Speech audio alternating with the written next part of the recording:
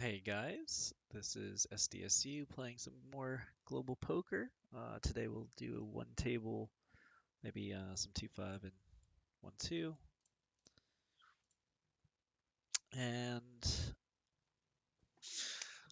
I'm going to just kind of go through my thought process and forgive me if I'm just commentating some of the times if I'm not able to go into too in-depth analysis on the less trivial portions of it. I know some people were commenting on that, but I don't want to be repeating myself every single hand as to my ranges and what is a good card and what's a bad card. I think it's fairly obvious in a lot of these scenarios, so hopefully I just kind of explain the things that really matter and you can learn from instead of um, something a little less important. Go ahead and call with with the sevens, and we can be re-raising. Certain pocket pairs typically want to um, be raising higher pocket pairs and calling with our lower ones. And we're gonna check back here since we're not gonna get much value from anything else. He hits his king and he checks it back. So that's interesting to note. He didn't go for value there.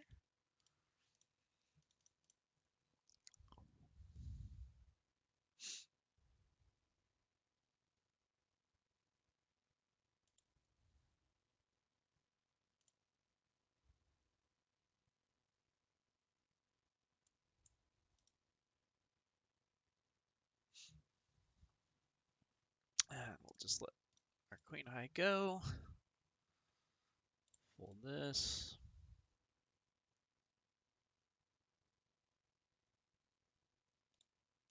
He seems a bit aggressive, but plays pretty carefully. He's going to sit out because he knows I'm playing standard.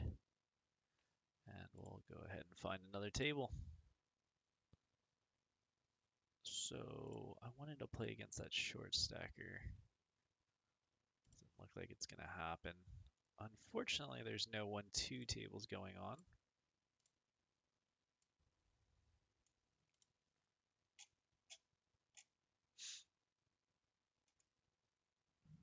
So we'll wait and play some three-handed until we can get some heads up again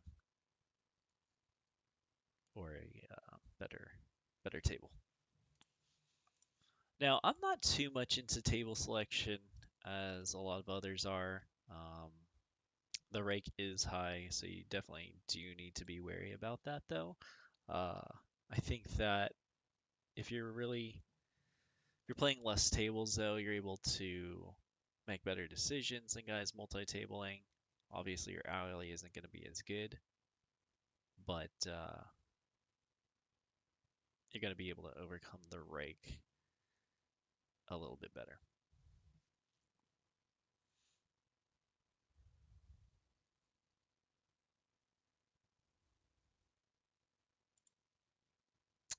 3-4 suited. I was thinking about maybe re-raising this guy. Probably re-raising this guy. Let's see what his notes are. Called flop with draw and top pair. Hit led twice from willingness shove pre-stacks mid. Okay. I min raised in small blind and thought he re-raised me. Okay. 45.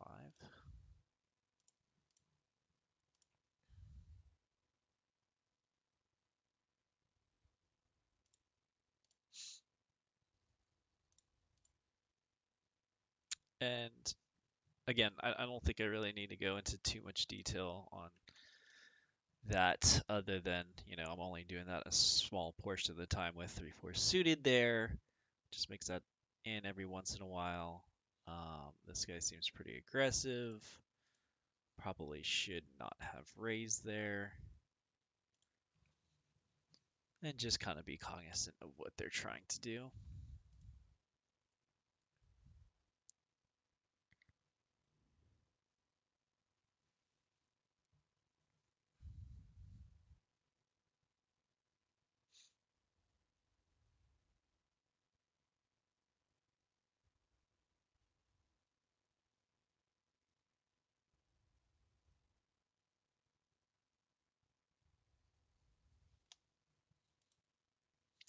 Ten eight suited, another really good hand. Um, this is a great place to squeeze with this specific hand. I think I need to go pretty big here, 49.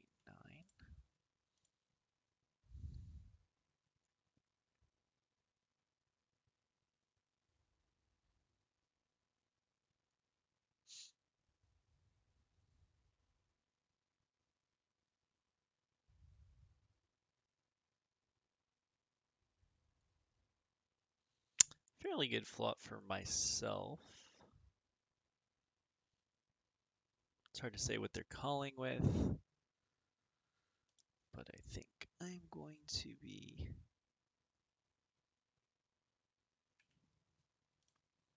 betting here. Bet sizes can range. I could go a little bit bigger. I go with half pot, something along those lines.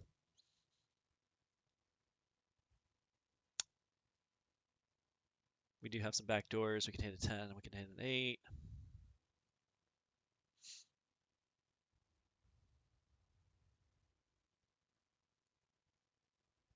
Not the best card for us. Um, it is going to be tough for them to have a 9 here. They could have a set or something along those lines, but I think we need a bet again. And we should go 28.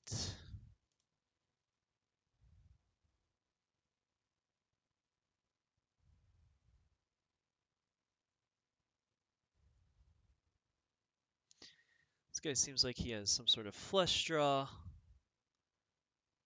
That's a really good card for us. Do we want to... I'm trying to think of what he can have here that he's going to call us that's worse. Hopefully he doesn't have a set of 2s or 4s.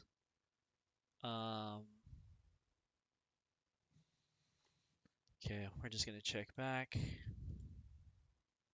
And hopefully he bluffs with a missed flush draw. And he did have a flush draw. That was a very interesting hand. I could kind of go over it a little bit later. I know that isn't the best commentary, but that's just kind of what I'm thinking about at the time. And I'm just kind of relaying those thoughts back to you guys. So, you know, when people do in-depth analysis, usually they're doing a recording of it, and they could go into a little bit more details and kind of mention what they already know intuitively. But you know, depending on your level, you're going to be thinking about the things that you need to be thinking about, and you can't be thinking about things that you've already experienced or basically the unnecessary thoughts. But afterwards, we'll go ahead and analyze that hand in a little bit more depth.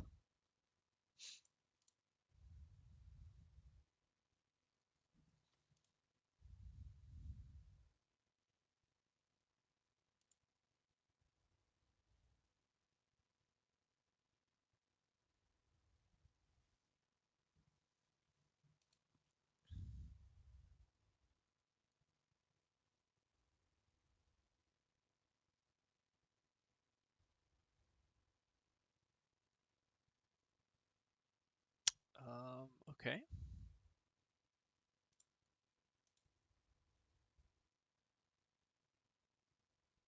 This guy limped on the button. Make note of that.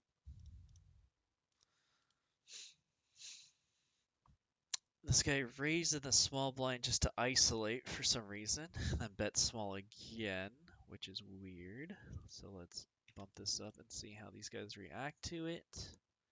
I definitely want to start folding people out, and they just give up. I mean, that is the literal line of thought.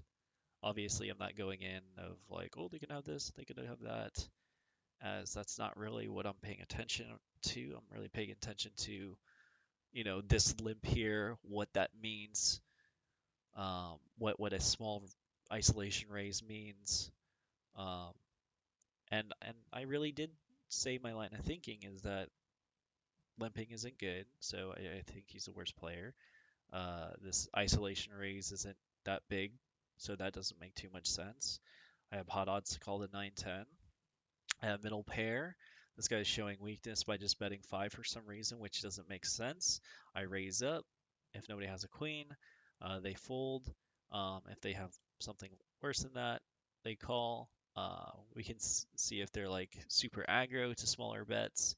I'm showing a lot of strength. This guy is put in a tough spot if he does have a decent hand or a draw.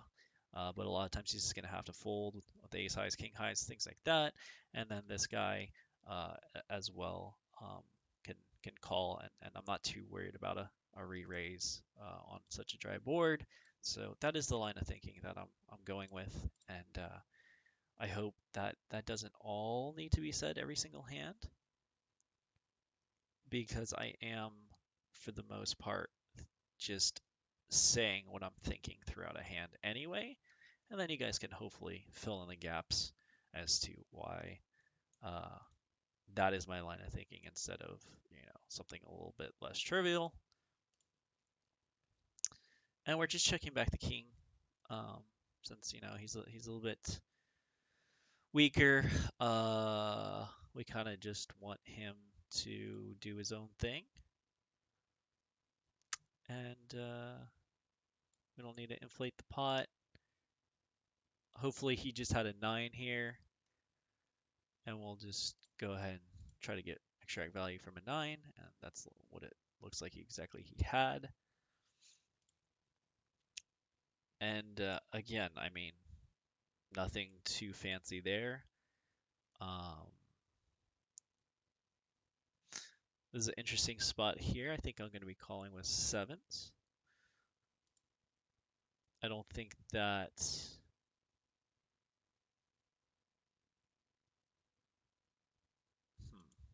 I think I'm going to be calling here again. It's a pretty small bet. I can hit a 7. I can hit a club. Could have the best hand.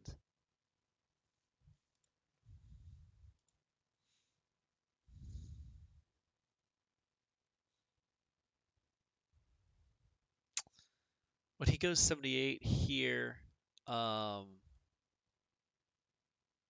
probably shouldn't have called so fast on the flop to a $17 bet. Uh, I think that my hand's a little bit face up, and it's going to be hard to play against the river. And he could have just checked back there, so let's just go ahead and let it go. I did think that my flop check was a little bit too quick, though, to signify that, hey, maybe I am thinking about a raise with the queen or something along those lines. But, I mean, I could easily have a queen there, so not that big of a deal if he did bluff me.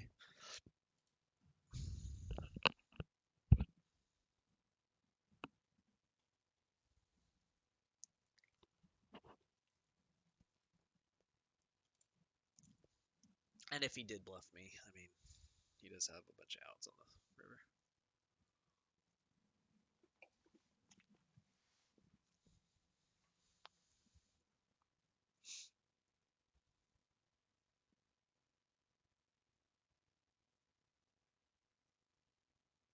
And I just quickly want to talk about people on Reddit too. So every single time I've ever commented or read comments on Reddit, I mean, there are a lot of different opinions, but there's so much bad advice on there. And then I give my advice, and then they tell me my advice is bad. So who's right, all right? And everybody has a difference in opinion. I mean, even among pros, I mean, you're gonna have two different theories on how to play something, and yeah, the top level pros are going to have a lot of disagreements. It's really about just talking out through a hand um, in a smart fashion. And if you can't see the flaws in your own logic or other people's logic, then those people aren't good to talk to. Um, you know what I mean? So, I mean, there's a plenty of times when somebody says something on Reddit, I'm like, oh yeah, you're right. I think you're right there. I probably would have done that if I had to do it all over again. But a lot of people just can't have a conversation. They're always right. You're an idiot. Things of that nature. And I just auto ignore all those people so you don't have to filter through those comments. And again, we're just going to be a little bit tighter against this guy. He's a little bit over aggro in position. 8-9 is usually a raise, but we're going to be a little bit more polarized instead of playing marginal hands against a super aggressive guy out of position. And he's just blasting. But this is a pretty easy fold for myself. I mean, I can have a good hand here. He can have a good hand here. He has to have a good hand here, since this guy can just shove if he has a good hand. So um, that wasn't a bluff because he can't do that profitably without a bluff because of this guy. He kind of protects me. Um, and so, yeah, that's another thing to something that I'm not really talking about too much that I should in my analysis is the stack sizes. Stack sizes are extremely important as to how I'm going to be playing a hand. Unfortunately, it is a little bit tougher to do that in real time and saying literally everything that's going through my mind subconsciously. So I just want to mention it now, how important stack sizes is, what your bet size should be in relation to the stack size, and yeah. So he check called. So I think he has like a 9 or a 7. Um, he can have a queen or a jack. And then I think he has a 9 or a 7. So let's go ahead and try to get him off of it. If he has a 9, then, and it looks like he did have a 7. So that was a very interesting hand here. I usually don't do that, nor would I be able to do that without a line of thinking of like talking through the hand.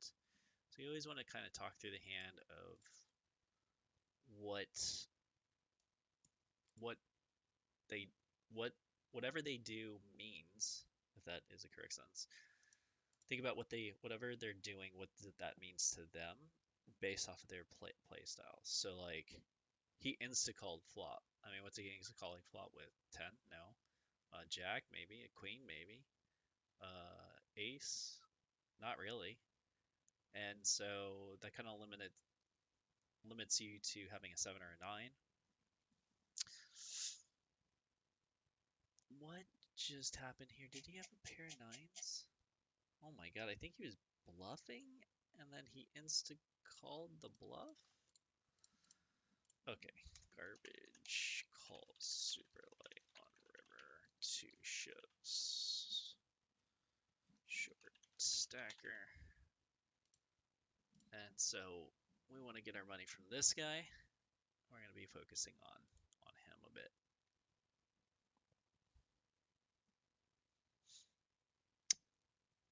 That was very, very weird. I don't really know what happened there.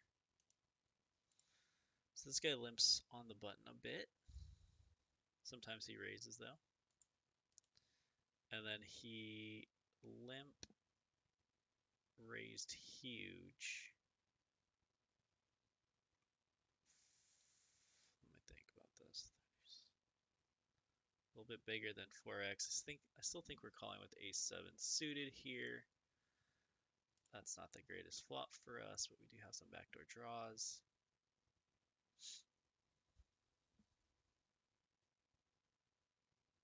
We're going to play this a little bit slower here and really think through our hand and not give away any timing tells. we really want to see another card here. Hopefully an ace comes. Hopefully a club comes. A nine's a pretty decent hand card. You can definitely have Jack Queen here though. So not the best to take a stab because we can do a lot of outs. And we're just gonna check this back again. Unfortunately, we don't have anything.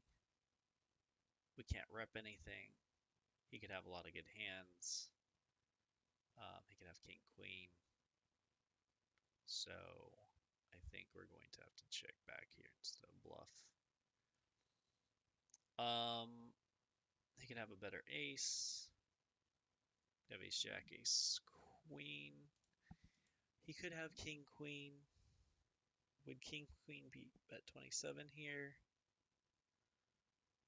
I think we're just not beating enough. Very small bet, but in order for us to be winning there, he needs to have like what 5-6, something along those lines, or king queen, king jack. I mean, I feel like king jack would have bet. King queen probably would have bet. He'd be slow playing. I think it's fair. We're just not beating that much. If he has, yeah, it's not a great spot. We could hit a lot of outs though. But then he's getting insta called if we hit. So not a bad spot.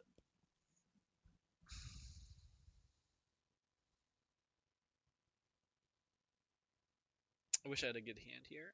We would definitely want to be playing as many hands as we can against this guy.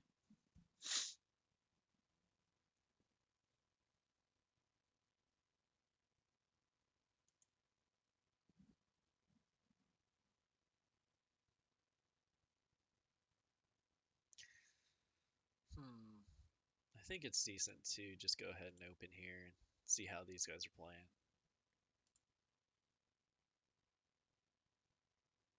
This guy wants to 3-bet me, so be it. And he does. And he doesn't really know how these guys are playing, so if they call or re-raise, he's tiny bit of protection, but not really.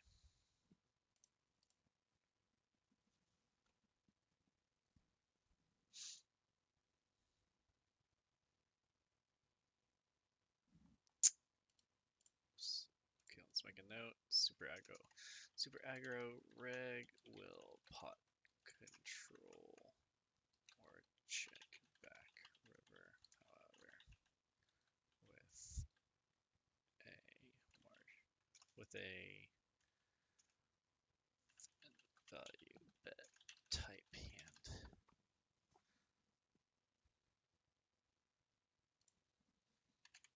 So he's basically a super aggro pre-flop pot control-y little shit.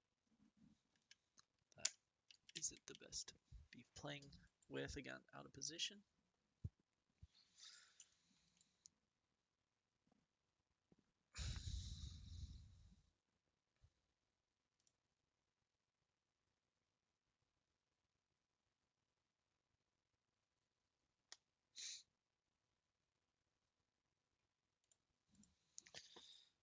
And we'll make this episode a little bit quicker today, as I did an hour yesterday.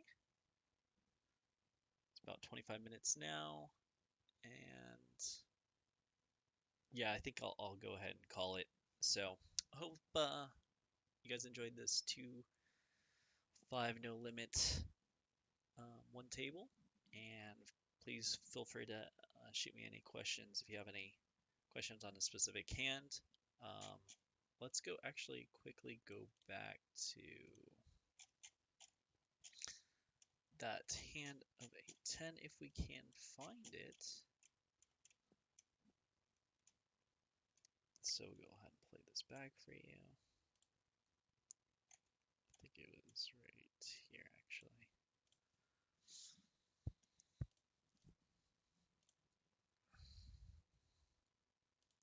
So I have a 10 suited of hearts here.